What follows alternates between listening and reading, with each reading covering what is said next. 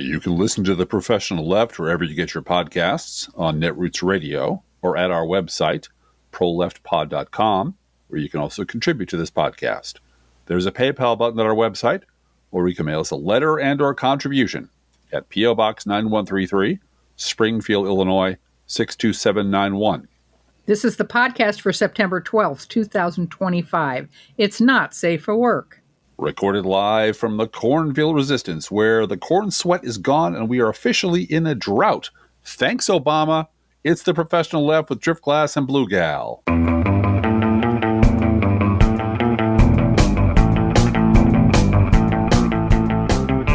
First up, we have to correct something we got wrong on our last podcast.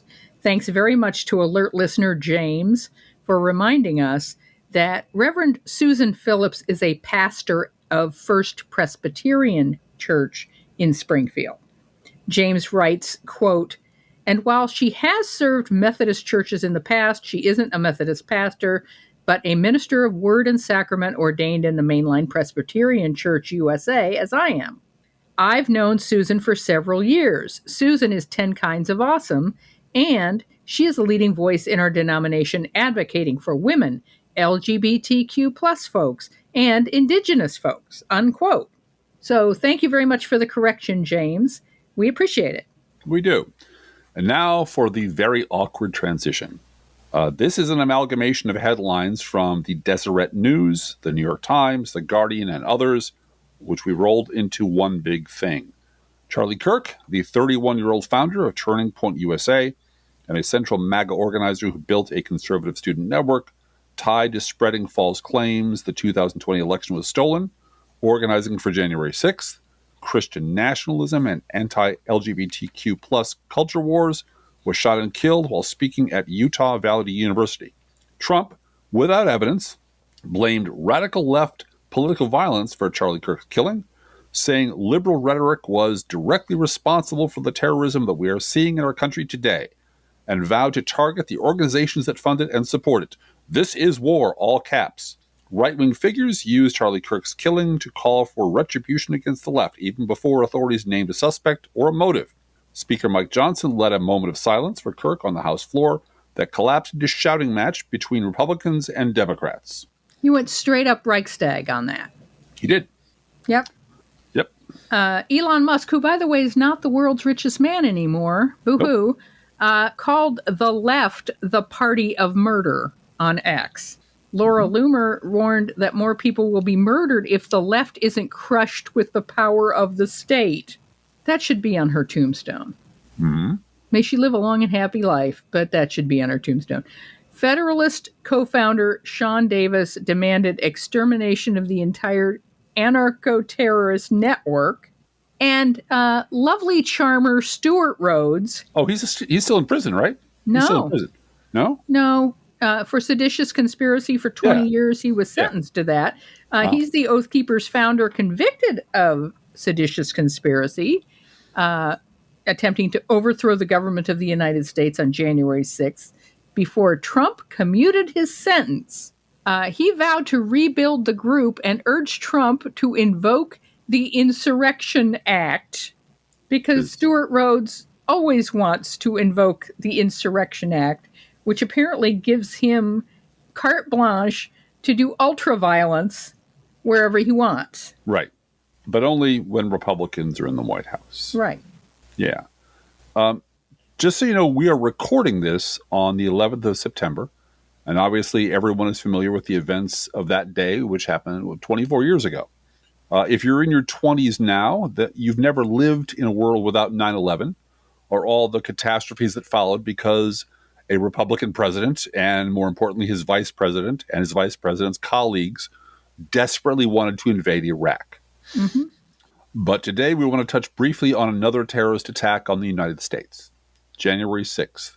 Because since 9/11, there has been no more memorable and public example of political violence inflicted on this country than the January 6, 2021 attack on the U.S. Capitol, when a mob of violent insurrectionists, whipped into a frenzy by Donald Trump, attempted to overthrow the results of that presidential election and capture or assassinate congressmen, senators, and the vice president of the United States. 4 years later, thanks in no small part to the relentless propagandizing by Trump flunkies like the late Charlie Kirk, Trump was reelected.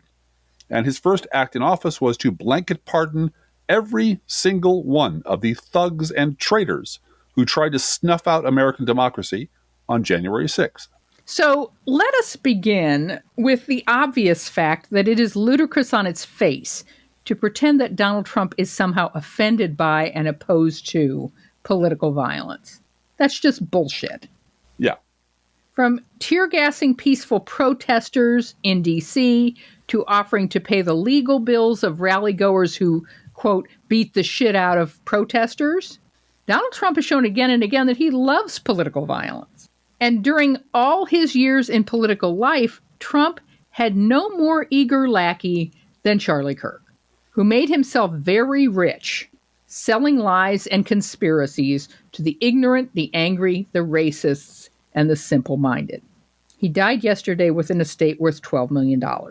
We have nothing further to say about the fact that Charlie Kirk was shot and killed yesterday, and that's a horrible thing. It was a traumatic thing to watch, and it should not have happened. And we condemn that violence. Unlike President Trump, we condemn all political violence. And so we have nothing further to say about it, except that right now the FBI could probably use all those experienced senior career professionals with decades of investigative experience that Kash Patel fired for absolutely no reason, except that everyone has to take a loyalty oath to Trump, not to the United States Constitution. Yeah. Swamp, swamp, deep state swamp. Yeah. However, we do have a thing or two to say about this letter-perfect example of Beltway Media's Stockholm Syndrome insipid hand-wringing in the New York Times, written by Mr. Ezra Klein, which he wrote, we're kind of guessing because everyone is now required to have a hot take. It's in your contract. You better get out there and say something quick, and it has to be clever, and it has to be New York Times worthy. So this is Ezra Klein, quote, "You can dislike much of what Kirk believed, and the following statement is still true. Kirk was practicing politics in exactly the right way. He was showing up on campuses and talking to anyone who would talk to him. He was one of the era's most effective practitioners of persuasion. When the left thought its hold on the hearts and minds of college students was nearly absolute, Kirk showed up again and again to break it," unquote. Yeah, by lying. This is something that pundits like Ezra, who kind of hold themselves aloof from the grubby world the rest of us live in, that they just can't seem to grasp this. That as every con man in history has known since the beginning of time, lying works. But it only works for a while. Then you're either going to need another bigger, better lie to cover your last lie as it falls apart, or you're going to need to get your chumps to believe they haven't been conned at all, which is what's happening with MAGA and happened in The Sting, if you remember The Sting. Or you're going to need to get out of town in a hurry because the mob will be coming for you. And by the way, there are a couple of other things Ezra kind of skipped over here. First, that in 2020, 23% of Trump's youth voters had a college or postgraduate degree. And yes, in 2024, that number did go up to 28%. But the overwhelming majority of young Trump voters are without any college experience. Period. And now that we're well into the first year of Trump's second term, I apologize for the Newsweek quote, but it is about polls, so we'll take it. This is Newsweek, July 2025, quote, "Once seen as a pivotal force in his 2024 comeback, young male voters are now expressing a growing disappointment and disillusionment with Donald Trump's second term. A CBS News YouGov survey published last weekend found that Trump's net approval among 18 to 29-year-olds has all but collapsed. The reversal is especially striking given how aggressively Trump's 2024 campaign targeted young men. His appearances on shows hosted by Joe Rogan, Theo Vaughn, Andrew Schultz, and Aiden Ross, paired with a calculated push into the manosphere podcast ecosystem, helped him win this demographic by a 14-point margin over Vice President Kamala Harris, according to exit polls. It worked until it didn't. Barely 6 months into his second administration, influential voices like Schultz and Rogan have both raised their concerns, as have many of the low-propensity voters who make up their audiences, who are now expressing buyer's remorse across social media and in polling. Trump's winning campaign messaging tapped into frustrations over economic instability, identity politics, and cultural marginalization. But now, months into his second term, a number of these voters are reconsidering their support, even as the president has delivered for his base on many of the culture war promises he made. Part of the disillusionment stems from a belief that Trump overpromised and underdelivered. Yeah. Excuse me. Rachel Janfaza, a writer and researcher who has conducted listening sessions with Gen Z voters, told Newsweek that many young men she interviewed were frustrated by the disconnect between Trump's campaign rhetoric and real-world results. Unquote. Yeah. They took the gold coins he sold them to the coin shop and found out they were lead, painted with gold. They'd been lied to. Had been lied to. Now, this is the point at which we could play, for example, that long video of the 15 times that Donald Trump promised he had a great health care plan. Yeah. Right around the corner, going to cost you pennies. And 2 weeks. I don't know, It'll be ready out in 2 weeks. Yep. In 2 weeks. And then saying, well, we never said 2 weeks. We just said soon. But it'll be ready in 40 days. But in 2 weeks. Just lie. And you really have to understand that they understand these people better than most Democrats do. The people they're talking to are stupid and gullible and desperate. And they really want to believe that Barack Obama destroyed the healthcare system somehow by giving more people more insurance, and that Donald Trump has a cheap and easy solution that will give everybody what they want all the time. And well, I think it's even worse than that. Yeah. If you ask this constituency, does Donald Trump want to raise the minimum wage? They will answer yes. Yes, that's right. Donald Trump wants to pay for my IVF. Right. Donald Trump wants to make gold come out of my ears. Mm-hmm. You know, but more to the point, these kind of things that are really liberal Democrat issues, these voters think Donald Trump wants all that for them. Yes.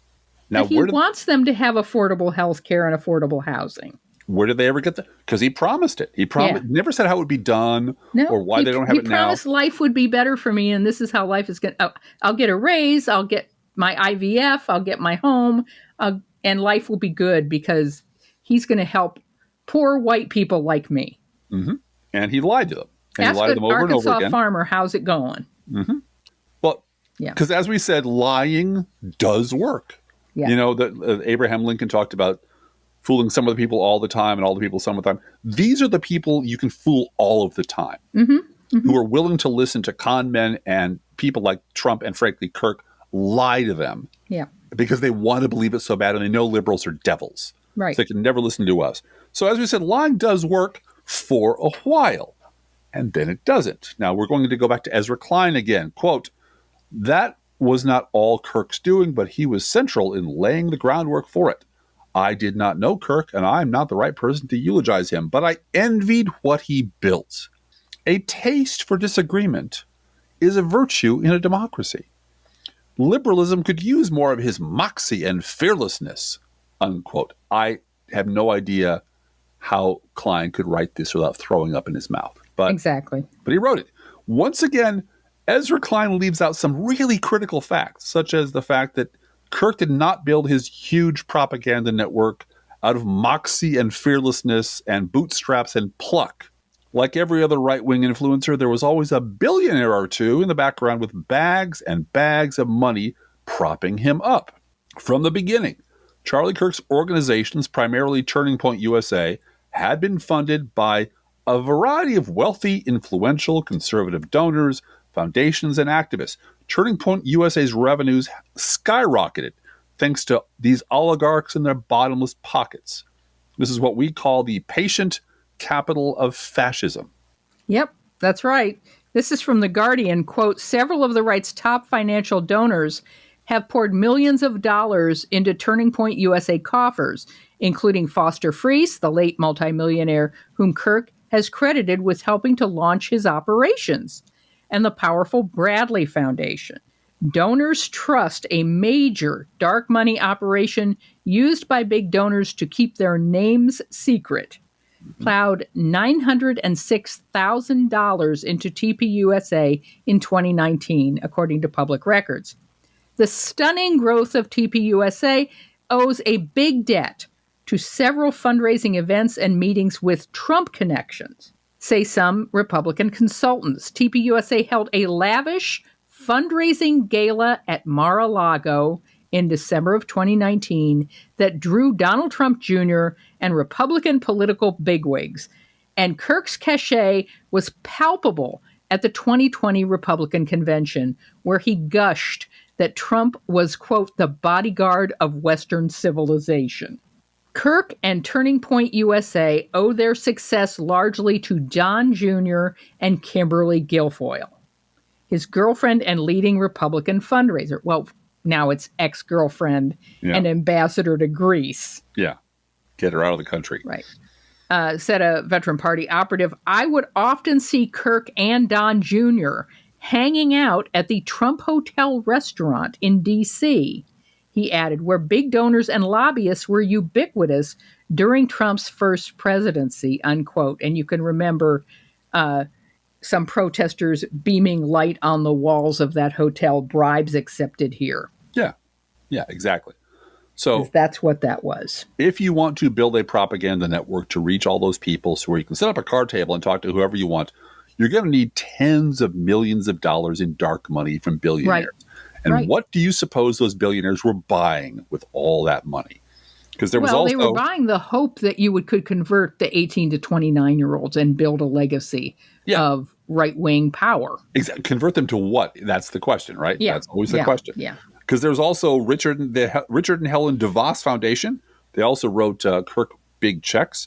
Illinois' own lunatic right-wing billionaire, Richard Uihlein, had been a significant donor to the organization. The Lindy and Harry Bradley Foundation, Koch-affiliated groups such as Foundations for Economic Education, the aforementioned Donors Trust, and Donors Capital also heavily invested in Kirk's organization.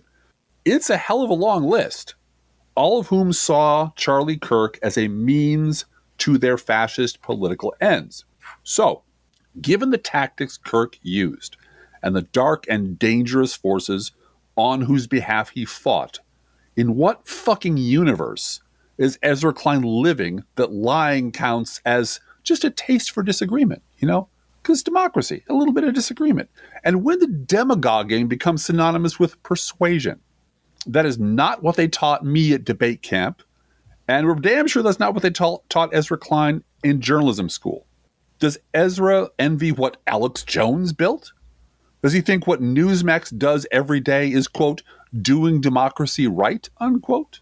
The story of Charlie Kirk is the story of incredibly wealthy oligarchs bankrolling a con man to lie to gullible, ignorant, angry people in order to get their money and their votes. It was fate I found you. Yes, it was. Because together... Yes, we can. And when I saw that they came after me... It's all right now, you're safe. No, I knew that I was being punished. No, it was an accident, no. No, I knew that I was bad. Do you know why? Do you know when I knew? Because I took your knife, that's when I knew. What knife? Your knife from the hotel room. And I said that's why it happened. Yes, because I'm bad. Because I stole. What is it? Mike, what is it? Oh, you're a bad pony, and I'm not going to bet on you. Mike. You see, the thing of it is, you just said, my knife. I don't understand. My knife. You said you took my knife from the hotel room. You see, in my trade, this is called what you did. You cracked out of turn. Huh? You see? You crumbed the play. My knife. What do you want? What do you fucking want from me? You want your 80 grand back? I can't give it back. I split it up. What do you want? Revenge? I gave you my trust. Of course you gave me your trust. That's what I do for a living. You asked me what I did for a living. This is it. Look, I'm sorry. I'm sorry I hurt you. Really? You're a good kid. Now, whatever it is you feel that you have to do. Sit down, please. I'd love to, but I said to sit down. What are you going to do, go to the cops? I may. And tell them what? What are you going to tell them, stud? That the author of the best-selling Driven, A Guide to Compulsive Behavior, gave her fortune away to some con man? You see my point? But we've had fun. You must say that. I said to sit down. If you walk out that door, I'm going to kill you. I don't believe you.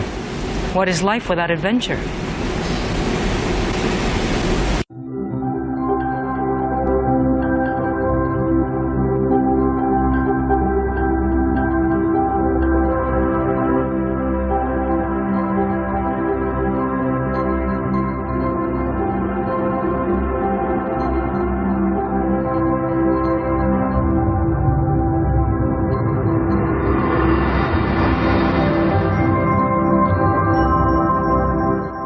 I would just like to add here that Charlie Kirk, in addition to taking all of this dark money and lying and saying terrible things, was a big part of the Politicon world.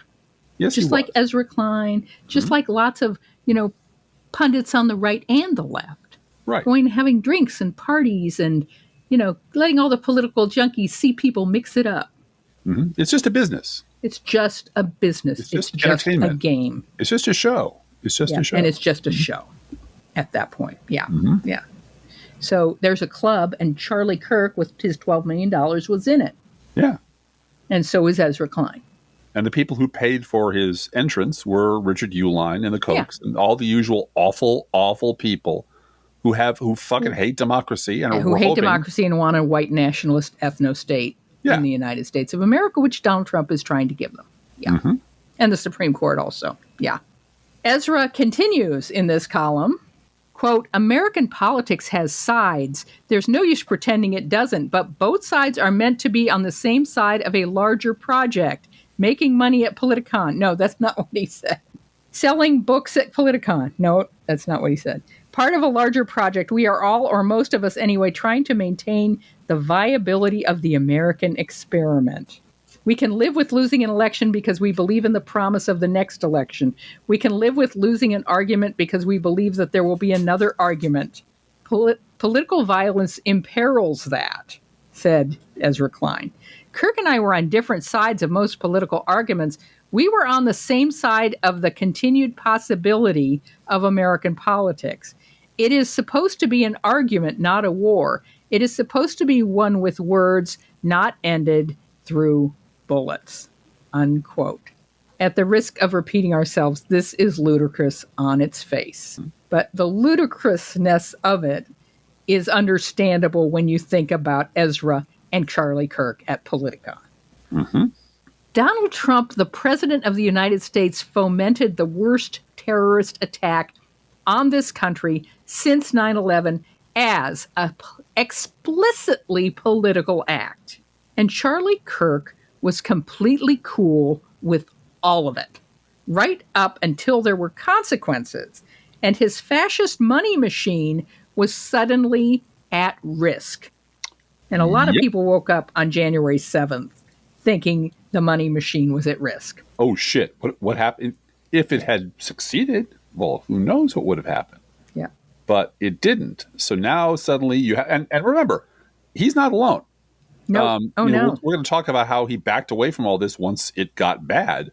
But, all the Republicans who stood up in righteous indignation and shook their fist, and Mitch McConnell, who called Donald Trump morally and actually responsible for all this, they all bent the knee because they're all cowards, they're all traitors, and they're all basically hollow, opportunistic scum. And when it was a choice between their country and their democracy or kissing Trump's ass and maintaining power, guess which side they chose? Now, that's right. There are sides in politics. But in our politics right now, there are bad people on one side who want to destroy this country. And there are good people on the other who want to save this country. And you get to pick one, but you don't get to pretend that we're all just in this together and we're just doing this American experiment thing. Now, before January 6, 2021, Charlie Kirk used his media platform and his organization to publicize the Stop the Steal rally in Washington, D.C. Have you heard of it?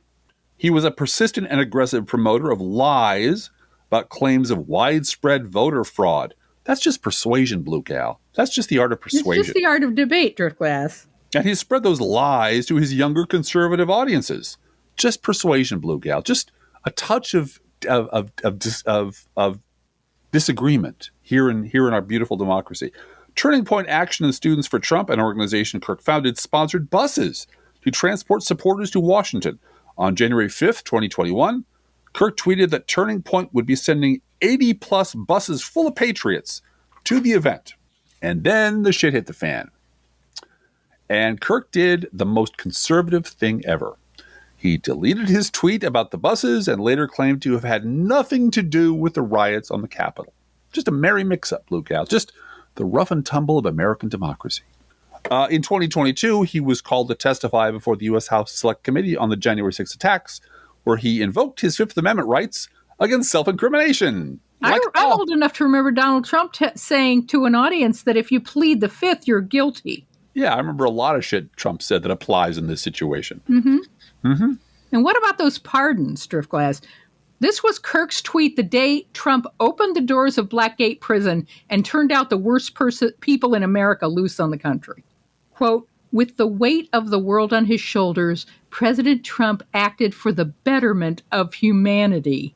For the next few hours, spare us the armchair quarterbacking and instead trust our commander-in-chief, unquote. Yes. And through it all, Kirk maintained a close relationship with Donald Trump. He continued to use his podcast, social media, and speaking events to champion Trump and his agenda. He continually bragged about being on the phone with someone at the White House, my buddies at the White House, my buddies at the FBI. I was on the phone with so-and-so. He was mentioned by someone on, I believe it was Newsmax, saying, someday Charlie Kirk's going to run the entire Republican Party. And you might remember, I think we did this on Tuesday or maybe last week, that one of his big beefs about the Epstein files was that it was going to cut into his bottom line. Right. That he'd made all these promises to all these people, and Trump Incorporated was letting him down. Yeah. And it was time for you to get off the pot, because I got people who I got a mob and that here. was it. He said he was going to stop talking about it because he thought it was an old issue and he was tired of it. He was trying to go Team Trump on that one. Right. And he heard from his audience. He did, didn't he? They don't want you to drop the Epstein files because it matters. Yeah.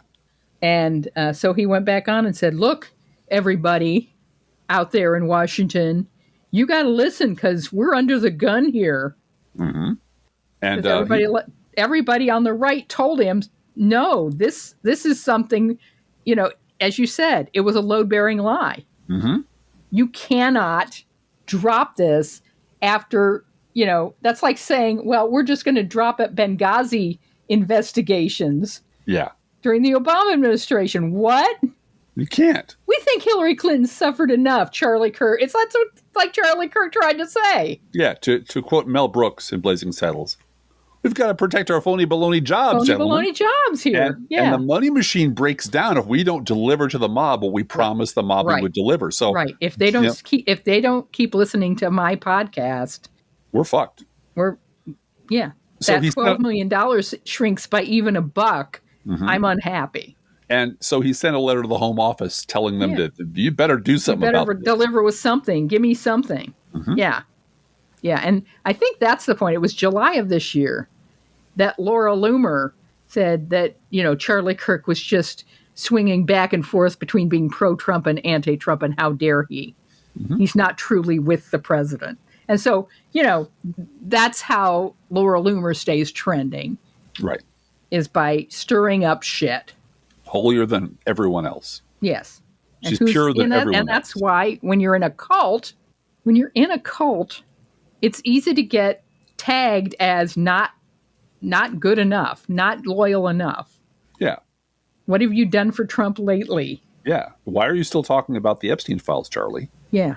Yeah. The Epstein files is old. It's a hoax. My audience has threatened me if I don't. Yeah. And really, you now find people like that between a very rocky place and a very hard place, because it's clear from the birthday book that Trump is all over the Epstein files. Yeah. That he and was now today, it's, of all things, emails. right, emails, fucking Emails of Epstein emailing to people asking them to remove, I think Ghislaine Maxwell, asking her to remove Trump from certain mentionables. lists. Yeah. Take Trump off of that party list. Take Trump out of that file.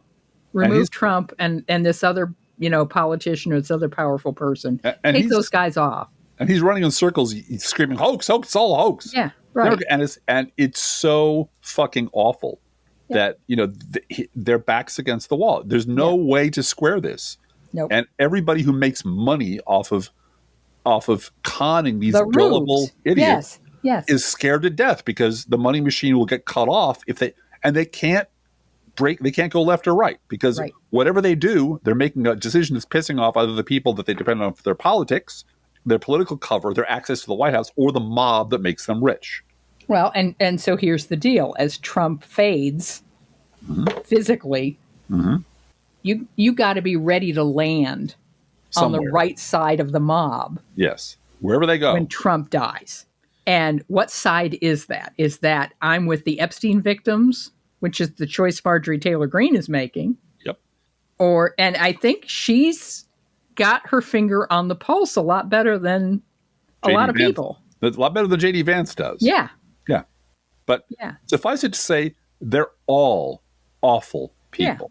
Yeah. There's no good side to these despicable people. There are gifts that con men have to know, is this person going to walk away from the 3-card Monte before I get his money?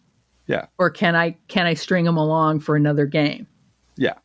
And and I think that Facebook level of right-wing stupidity and gullibility. Yeah.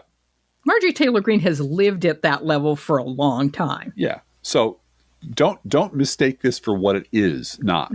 This is a shovel fight, but it's a shovel fight in hell among awful, awful damn souls. Yes. From the Independent, August 11th, 2025, quote, Charlie Kirk calls for full military occupation of American cities once we liberate D.C.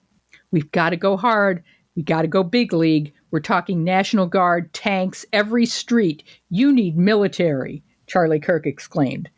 MAGA influencer Charlie Kirk celebrated President Donald Trump's Liberation Day takeover of the nation's capital by calling for the Trump administration to unleash a full military occupation of other large American cities once we liberate Washington, D.C., unquote.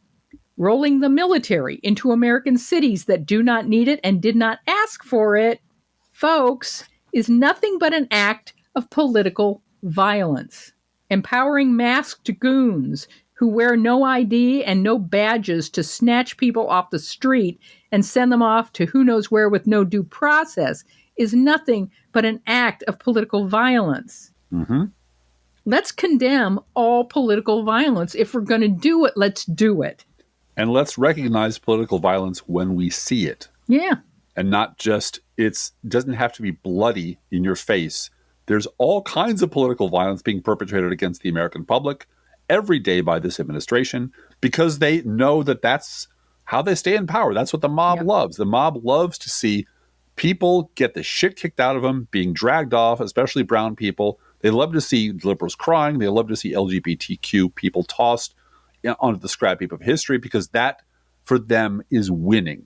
And all of that is political violence. So do not tell us, Ezra, that you and us and somehow Charlie Kirk are all, quote, on the same side on the continued possibility of American politics.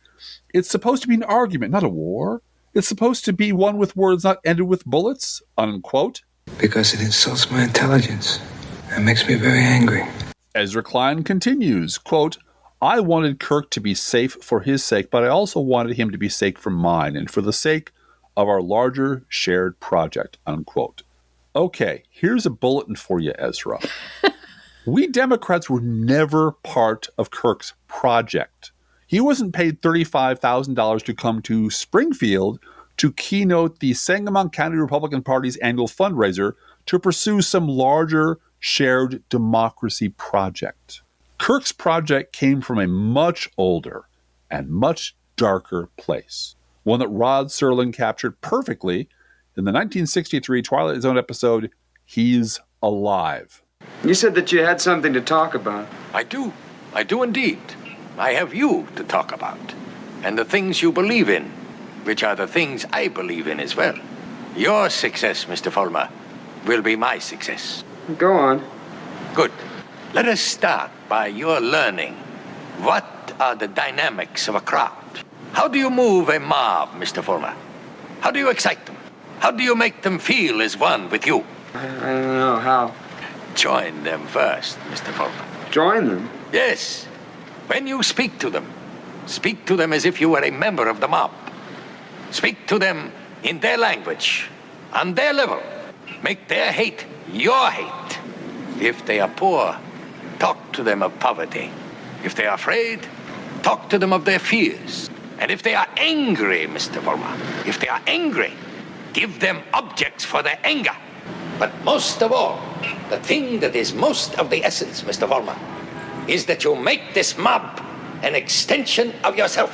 Say to them things like, they call us hate mongers. They say we're prejudiced. They say we're biased. They say we hate minorities. Minorities. Understand the term, neighbors. Minorities. Should I tell you who are the minorities? Should I tell you? We are the minorities. That way, Mr. Fulmer. Start it that way. I understand. I think I understand. Neighbors. Neighbors.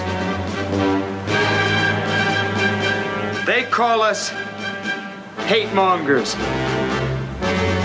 They say we're prejudiced. They say we're biased. They say that we hate the minorities. The minorities. Understand the term, neighbors. The minorities. Shall I tell you who the minorities are? We are the minorities. Because patriotism is the minority. Because love of country is the minority. Because to live in a free, white America seems to be of a minority opinion. That larger shared project is the cocktail party circuit. It is. It absolutely is. And book sales from, I'm with the conservative wing of my publisher, the conservative imprint of Random House, and Ezra is over at the other side doing his thing. But we can go to each other's book sales. We can promote each other's books. We can meet at the Botox salon and shake hands and get our picture taken and have a drink. Sure. Mm-hmm. The re-election of Donald Trump to the highest office in the land already proved that the Republican voters approve and endorse political violence as long as they're the ones doing it. Mm-hmm. They waved signs around that said mass deportation now at the convention. Yeah, they screamed lock her up at the convention at the drop of a hat. At the drop of a hat, yeah. What is telling the world that you want to lock up your political opponent with no due process and no charges other than political violence? Right.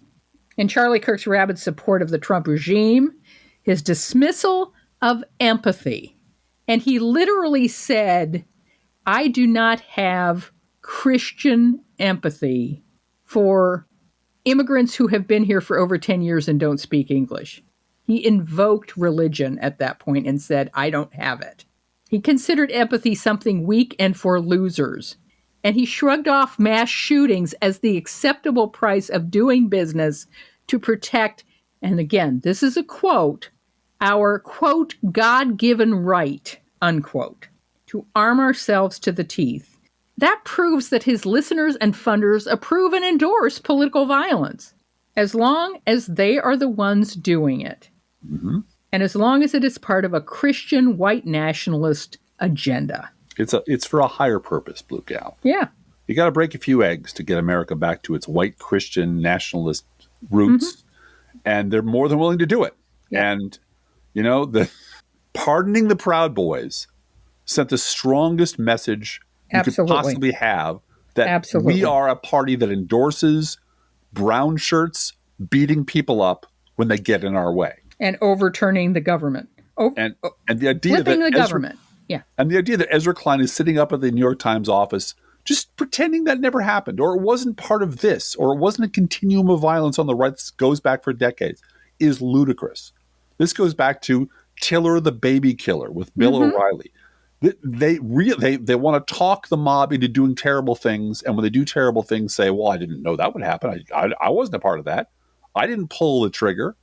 Well, yeah, you loaded the gun and handed it to him, pointed at the target and told them those people are your enemies, and if you get rid of them, all your problems will be solved. Then you step back, took their money and votes, and wonder why this every country night is on the way it Laura is. Ingraham show.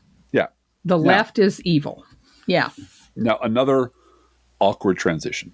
Because here at TPLP, that's our radio station, by the way, TPLP, we don't usually do requests here, but I've had many, many emails asking for our thoughts on this story. So here you go. This is from the Associated Press. Quote, analyst Matthew Dowd loses his MSNBC job following Kirk comments. Political analyst Matthew Dowd is out of a job at MSNBC after his on-air comments following conservative activist Charlie Kirk's killing about hateful words leading to hateful actions. MSNBC said Thursday that Dowd, a paid political analyst, is, quote, no longer with the network, unquote. Both MSNBC President Rebecca Cutler and Dowd issued public apologies following his commentary, which drew a heated online reaction. Dowd said shortly after the shooting Wednesday that Kirk was a divisive figure, quote, who is constantly sort of pushing this sort of hate speech aimed at certain groups. And I always go back to hateful thoughts lead to hateful words, which lead to hateful actions. Thanks, Yoda. And I think that that's the environment we're in, unquote. Cutler posted an online apology for Dowd's commentary, which she called inappropriate, insensitive, and unacceptable. I apologize for my tone and words, Dowd said. Let me be clear. I in no way intended for my comments to blame Kirk for this attack. Let us all come together and condemn violence of any kind. Dowd, once a political strategist for President George W. Bush, joined MSNBC in 2022 following a failed campaign for lieutenant governor in Texas as a Democrat. He spent nearly 15 years as an analyst at NBC News, unquote. Well, I will probably write a much longer thing on my blog about this. Oh, I thought you were going to say, I have no idea how this happened. Yeah. I have no idea who Matthew Dowd is. I don't know how to talk about this. He's a valuable ally, Matthew Dowd is, and he always has been. He's so righteous and godly and true. Every word that says out of his mouth is just a golden drop of truth, Blue Gal. Because I'll probably write something longer on my blog, because my blog, as far as I know, now contains the only known specimens of Matthew Dowd's thoughts and prayers back when he was the king of both sides do it, and called me stupid and called my readers stupid. Mm-hmm. Personally. That's because Dowd has long since nuked his Twitter archive and blocks anyone who brings his past up. Anyway, the short version of my thoughts on this are as follows. First, Matthew Dowd should not have been fired. It was stupid and cowardly, and most importantly, will not keep the mob from coming for you, because the mob is always hungry and will always end up coming for you. Yeah. You know? Yeah, you're the last one that gets eaten, but they're going to eat you. So, and of all the people who screamed loudest over Matthew Dowd right away, it was Jesse Waters. Yeah, of course it was. Of course. Whose shitty pie hole spews evil every and hour. Poison and lies every hour on the hour. Yeah. So, but that's just to be expected. That's just who Jesse Waters is. Yeah. That being said, my second opinion is that Matthew Dowd should never have been hired in the first place. That shouldn't have happened. He absolutely disgraced himself and frankly betrayed this country when he used his huge ABC News platform in 2015 and 2016 to bombard his readers and his viewers with both sides do it poison. The corrupt duopoly. The corrupt duopoly, man. And he just wouldn't shut the fuck up about it. And he and his little buddy were all over the place. We're all over venues. We're on talk shows. We're online. We're on Twitter. Just bam, bam, bam, bam, bam. Hillary and Trump are equally terrible, equally bad, equally awful. I'm voting independent. I'm voting third party because the corrupt duopoly must be disrupted. Well, you got your wish there, Matt. Way to go. But what was worse than all of that is that he never recanted it or apologized for it or even acknowledged he did it. Yeah. He just disappeared for a while, erased it, and now blocks anyone who brings it up. He went low for a while, underground for a while, and then came back as the king of this both sides journalism is terrible. Who keeps doing this crap? Which was jaw-dropping. Yeah. Yeah. And with the help of his former Bush administration pals, like, frankly, MSNBC's Nicole Wallace and their Bush administration, Republican reputation machine. He got away with it. I realize I said reputation twice. I can't help myself. I'm very passionate about this subject. Which is why, number 3, don't you worry about Matthew Dowd one little bit. Because people like him always land on their feet. And after tempers cool a little bit, they'll fire up the reputation rehab machine again. Phone calls will be placed and favors will be called in or exchanged, and you'll see him again in a surprisingly short period of time, probably someplace like a special correspondent for the Lincoln Project, or a special contributor to the Crooked Media Gang, or maybe at the Bulwark, or maybe even the Atlantic will hire him on as a political observer with a long history and knowledge of American politics. And after he's written for the Atlantic for 18 months, he can be a Politicon. He can. Eventually, maybe the New York Times. It's just the exchange of ideas, Driftglass. That's all it is. It's just those brains who bet quatloos in jars on Star Trek. We're just a bunch of brains in jars. None of this affects us personally. The mob's not coming for us, that's for sure. So we can afford to be very, very aloof and above it all and generous with our opinions and just say, look, we're all democracy lovers here. Why can't we all just agree that this was terrible and that all of us are working on the same project and, it's just a terrible thing that happened. Because Donald Trump wants to invade Chicago. That's why. Yeah. With the military. Yeah. And he wants to send troops to Chicago. Yeah, he does. And Louisiana. And New Orleans, yep. And he's itching for a race war. And according to the late Charlie Kirk, they should be sent to every city. Every city. Every major city. And tanks and everything. Roll it all out there. And if those things aren't acts of overt, explicit, theatrical political violence, I don't know what is. I want to repeat, no one deserves what happened to Charlie Kirk. No. Even Charlie Kirk. This is not an endorsement of political violence. It is simply a pointing out of where that violence comes from and this is what I said to you this morning, Driftglass, because I said to you last night, I didn't even want to talk about Charlie Kirk. Yeah. Because I was so disgusted with how the right is using his dead body as a prop. Yep. To bludgeon Democrats. Mm-hmm. Before we don't even have a suspect. Congratulations on getting Kash Patel in charge of the FBI and having him fire everybody. Mm-hmm. So I told you I didn't even want to talk about him. I was so disgusted. And this morning, cooler heads prevailed. And I said, I've been thinking about it, And what I want to do is stick to my values. Right, exactly. And you said, what are your values? And I said, nonviolence and accountability. Mm-hmm. Yep. And I hope we've done that today. I hope we've expressed in our podcast that those are our values. Yes. Nonviolence and accountability, but standing up to violence when it occurs. Yes. In all of its calling forms. It out. Threats of violence, actual violence, right? Military invasions of U.S. citizens, unconstitutional use of the military, people being snatched off the street for no goddamn reason and sent to Uganda or El Salvador or wherever with no due process. All of that is calculated political violence designed to push and push and push until there's an incident, and then we can declare the Insurrection Act to be active. And then we can really get down to kicking ass and taking names and killing people. And cancel elections. Yeah. Yeah. So do not pretend this came out of nowhere with no roots in the Republican Party.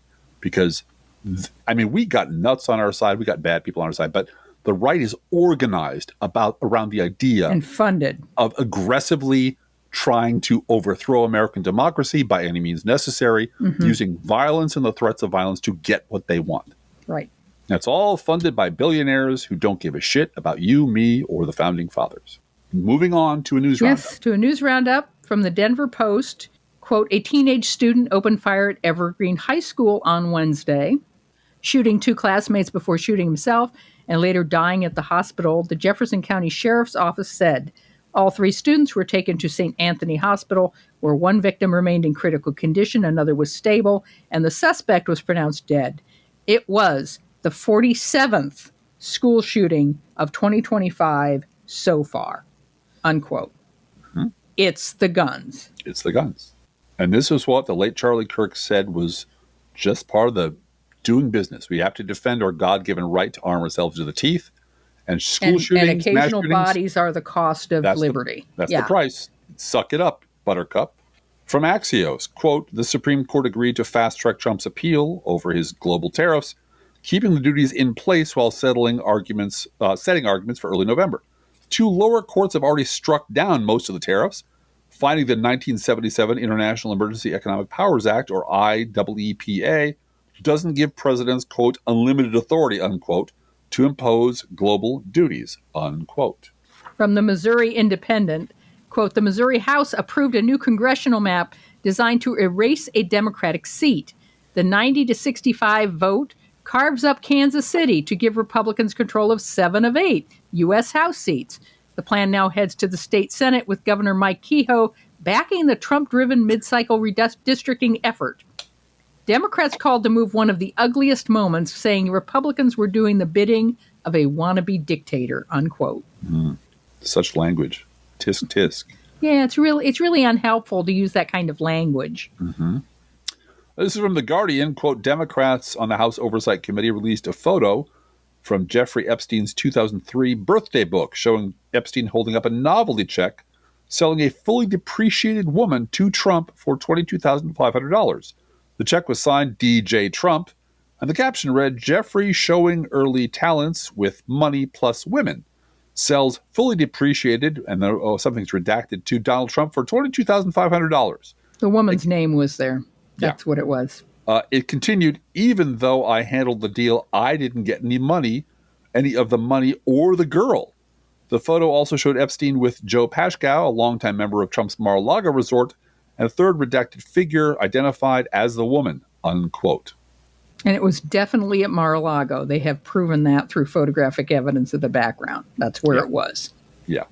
From NBC News, quote, Trump dismissed the release of his 2003 birthday letter to Jeffrey Epstein as a dead issue, while a bipartisan House petition to force the release of the Epstein files moved toward likely passage.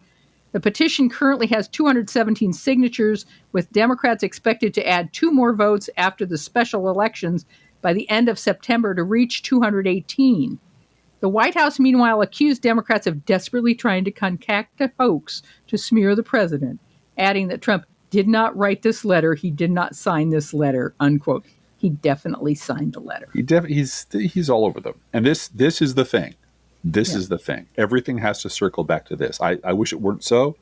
Wish we didn't live in this Trump is time. all over the Epstein files, and I think we need to release the Epstein files, Driftglass. Toot sweet. From Beltway News, quote, a bill introduced by Senator Wyden would require the U.S. Treasury to hand over financial records of Peter Thiel and over 70 other potential Epstein co-conspirators under investigation, unquote. Ooh, that should be fun. From the Canadian Broadcasting Company, quote, company behind Jack Daniels says boycott is significant as sales to Canada fall 62%. The parent company of American alcohol producers such as Jack Daniels Whiskey and Woodford Reserve Bourbon say sales to Canada dropped 62% during the latest fiscal quarter compared to a year ago, as American alcohol remains off the shelves in many provinces. After U.S. President Donald Trump imposed tariffs on Canadian goods in early March, a number of provinces retaliated, pulling American alcohol from store shelves. Alberta and Saskatchewan have since lifted the ban. During a conference call with investors Thursday, officials with Brown-Forman, the parent company of such brands as Jack Daniels and Woodford Reserve, noted other pressures but said the boycott is being felt, unquote. And finally, from USA Today, quote, after standing ovation for her blistering dissent, Supreme Court Justice Sonia Sotomayor urges people to read both sides. Sotomayor told Stephen Colbert's liberal audience the other side usually has good points, but not in this one, she said, of the court's latest ruling on immigration. That's the message Supreme Court Justice Sonia Sotomayor had for viewers of The Late Show with Stephen Colbert, the day after her blistering response to her conservative colleague's latest ruling siding with the Trump administration. The majority said the administration can, for now, resume the indiscriminate immigration-related stops in Southern California that sparked protests and charges of racial profiling. In her dissent, for the court's three liberals, Sotomayor said the majority's decision is yet another grave misuse of our emergency docket. We should not have to live in a country where the government can seize anyone who looks Latino, speaks Spanish, and appears to work at a low-wage job, wrote Sotomayor, the first Latina on the court, rather than stand idly by while our constitutional freedoms are lost. I dissent, unquote. Applause, One last applause. news item. There was also a vote in the Senate this week about releasing the Epstein files, and 49 Republican senators voted to keep the Epstein files secret. Yep. Josh Hawley and Rand Paul were the only two Republicans who voted to release the Epstein files. Yep. So they're all on record. Every Republican senator is, except for those two, is on record as wanting to keep Donald Trump's perverted secrets secret.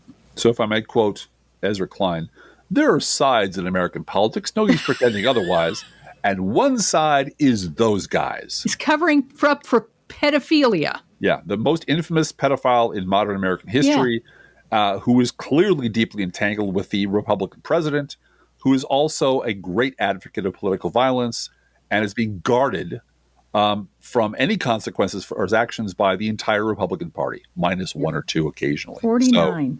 So, Each week we post to our Patreon page and website an internet kitty sent in by you, the listeners. This week we have 3 internet kitties, Robin, Tater, and Gizmo. In this photo, they are sitting facing each other in a little triangle in a 3-way meetup like the Trilateral Commission, which obviously they are.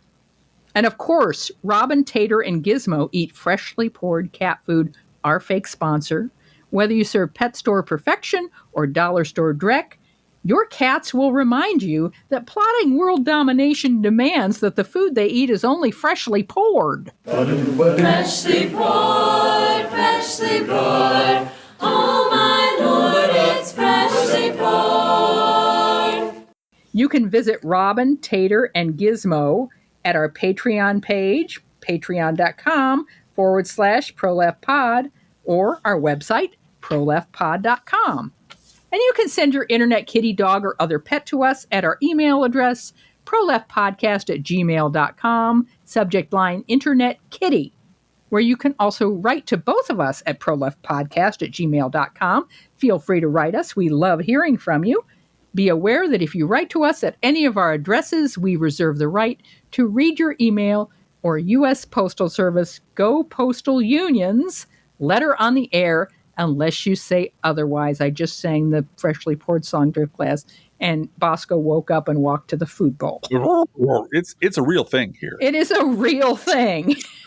We're not kidding around. This No. song, I don't know if it works in your household, but in our household, it will wake up a sleeping cat and send them into the treat area. Yes, it will induce a hunger response. We're influencers, Blue Gal. We are influencers. Hey, if you sing the freshly poured song at your house and your cat responds, would you let us know? We'd love to know that. Because ProLeftPodcast@gmail.com. We'd love to hear about it. we might be in entirely the wrong business if that's the case. We really should market little pouches of cat food We really should. sell them on Etsy. Right. I wonder if, I don't know, Donors Trust would buy $1 million worth for us. Who knows? I don't ever expect to be Charlie Kirk rich, because you got to sell your soul for that. Yeah, you really do. I want to be able to sleep at night, and I don't want to work for Team Evil. And believe me, I've had my. As our friend Batoccio's always said, Team Evil pays. You know, they do. That's They the pay thing. great.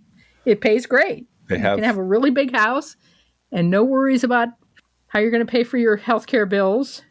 And that is hovering behind every conversation about left and right and who does what, influencers and media, etc. Behind every sentence should be concluded with, and by the way, you know that they are backed by Russian money or American billionaires, right? Yep. Because that's the difference. Money is the difference. I wish it weren't so, but it is. And that's why you said, Matthew Dowd is not going to miss a meal. Of course not. He's in a club, and he will be protected.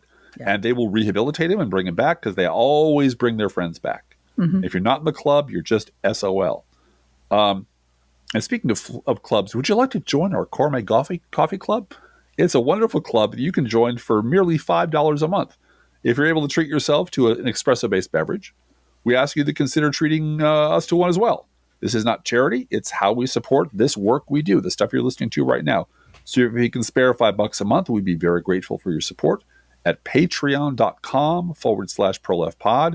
You can also help us continue to grow by sharing the show on social media. If you love this podcast, introduce it to a friend. They'll hit it right off.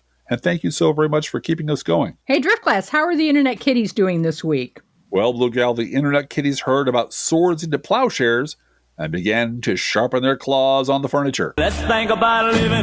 Think about living. Let's think about loving. Think about loving. Let's think about the hooping and the hopping and the popping and the lovey-dovey. Lovey-dovey-dovey. Let's forget about the whine and the crying, the shooting and the dying, and the fellow with a switchblade knife. Let's think about living. Let's think about life. The Professional Left podcast is recorded under a Creative Commons license. Copyright 2024-25, GGBG Productions.